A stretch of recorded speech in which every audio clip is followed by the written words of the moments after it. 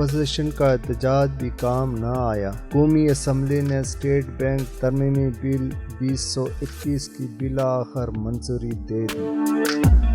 State bank کو اہم اختیارات حاصل ہو گئے۔ دیہی قرضوں سے ایکسپورٹ قرضوں تک کی منظوری اسٹیٹ بینک کے پاس چلی گئی۔ ملکی خسارے سے نمٹنے کے لیے فنڈز فراہمی کی پالیسی میں اسٹیٹ بینک سے مشاورت لازمی قرار۔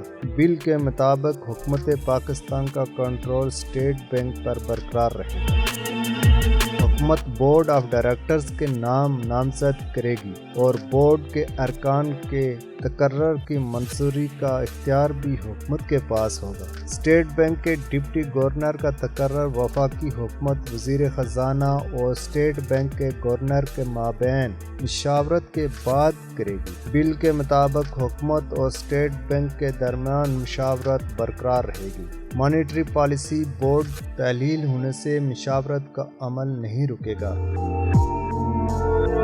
اسٹیٹ بینک مہنگائی کنٹرول کرنے کا مکمل طور پر ذمہ دار نہیں ہو، البتہ اسٹیٹ بینک مہنگائی پر قابو پانے کے لیے حکومت کی مدد کرے گا۔ بل میں کہا گیا ہے کہ حکومت کی جانب سے اسٹیٹ بینک سے قرضے لینے پر پابندی ہوگی۔ بینک حکومت یا حکومتی اداروں یا کسی دوسرے عوامی اداروں کو براہ راست قرضے نہیں دے گا، نہ ہی اس کی ضمانت دے گا۔